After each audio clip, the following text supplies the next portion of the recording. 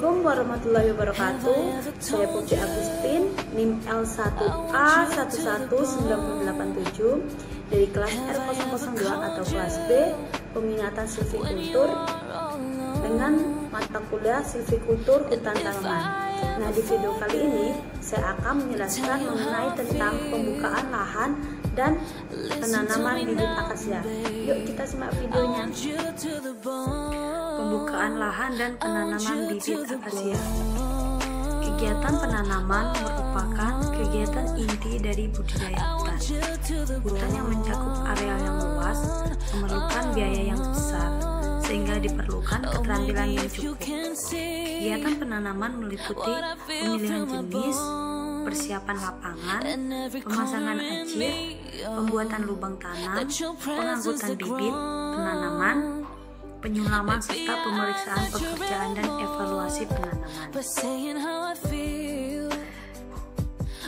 Yang pertama yaitu pemilihan jenis pohon. Jadi secara umum ada beberapa faktor yang perlu diperhatikan dalam pemilihan jenis pohon, yaitu tujuannya penanaman, kecocokan jenis dengan tempat tumbuhnya, ketersediaan bibit yang akan ditanam, dan penguasaan teknik budidaya agar pohon mempunyai nilai ekonomi yang tinggi setelah dipanen.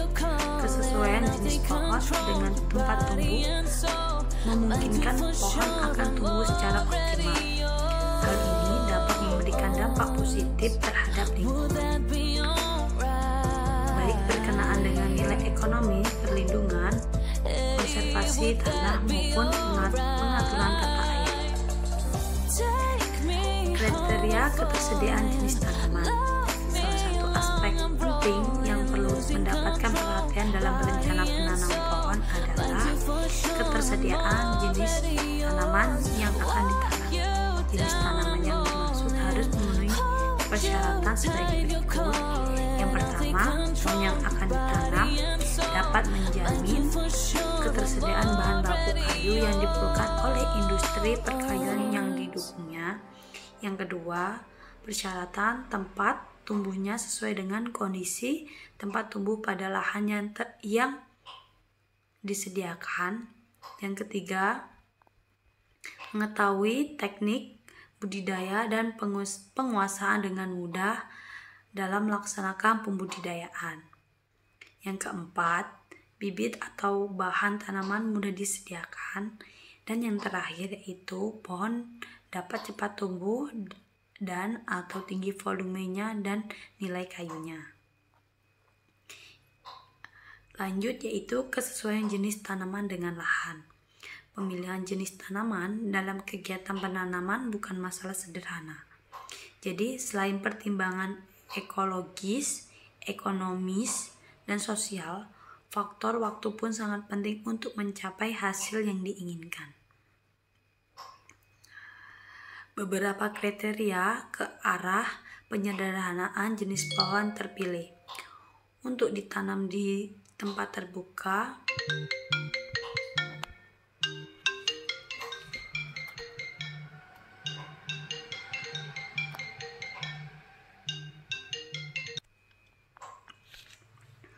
Beberapa kriteria ke arah penyederhanaan jenis pohon terpilih untuk ditanam di tempat terbuka seperti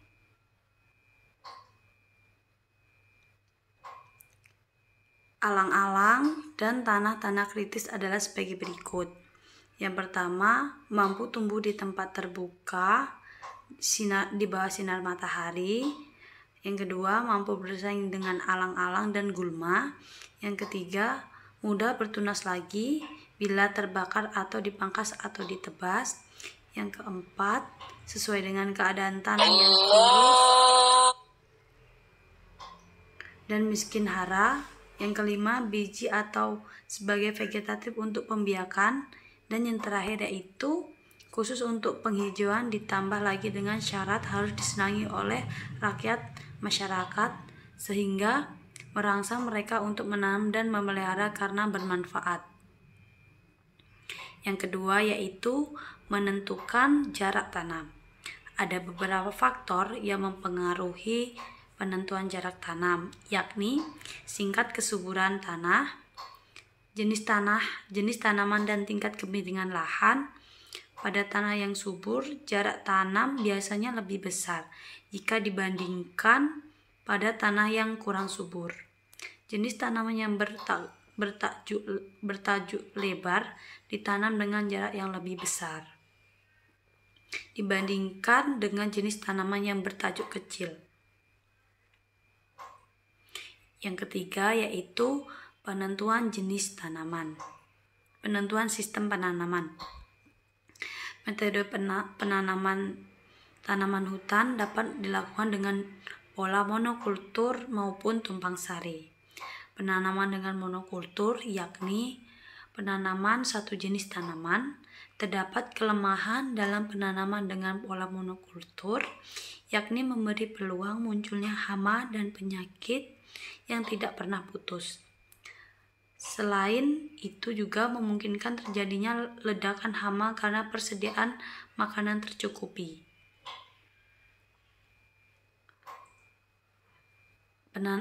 Penanaman tumpang sari. Penanaman tanaman pokok dan di antara tanaman pokok juga ditanam satu jenis tanaman lainnya. Tanaman selah ditanam saat penanaman tanaman pokok. Umur tanaman selah harus lebih pendek dari tanaman pokok.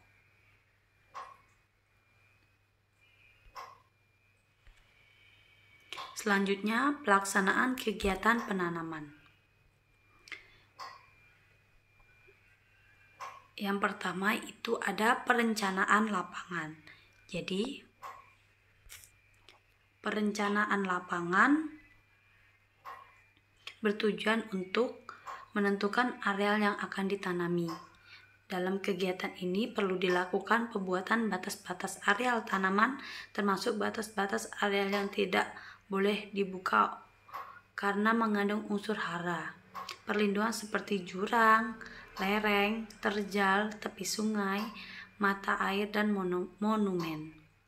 Di samping itu juga perlu ditandai areal-areal yang memerlukan anggelan, truk, dan selokan. Yang kedua yaitu pembersihan lahan. Kegiatan pembersihan lapangan mutlak diperlukan dalam persiapan pembuatan tanaman hutan. Kegiatan pembersihan lapangan meliputi pembersihan semak, perdu, dan pohon-pohon sisa. Pada saat kegiatan pembersihan lahan dilakukan, bahan-bahan yang dapat digunakan untuk membuat anggelan maupun ajir dapat dikumpulkan pada daerah yang miring. Sisa-sisa tonggak dibiarkan untuk menguatkan struktur tanah untuk mengendalikan erosi. Yang ketiga yaitu pengolahan tanah. Pengolahan tanah dilakukan dengan tujuan agar bibit yang ditanam memperoleh media tumbuh yang baik sehingga tumbuh menjadi optimal. Yang keempat, pengangkutan bibit. Pengangkutan bibit ini dilakukan secara hati-hati agar tidak mengalami kerusakan selama dalam perjalanan. Bibit yang telah diseleksi dimasukkan ke dalam peti atau keranjang dengan cara disusun rapi sehingga tidak bergerak jika dibawa atau ditumpuk. Yang kelima yaitu penanaman.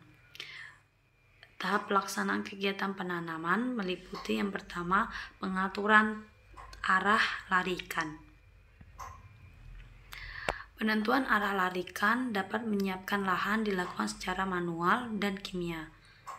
Dapat dilakukan sebelum kegiatan pembersihan lapangan karena arah larikan tanaman membantu arah jalur tanaman saat akan dibersihkan. Arah larikan tanaman pada daerah landai dibuat utara, selatan, atau timur barat.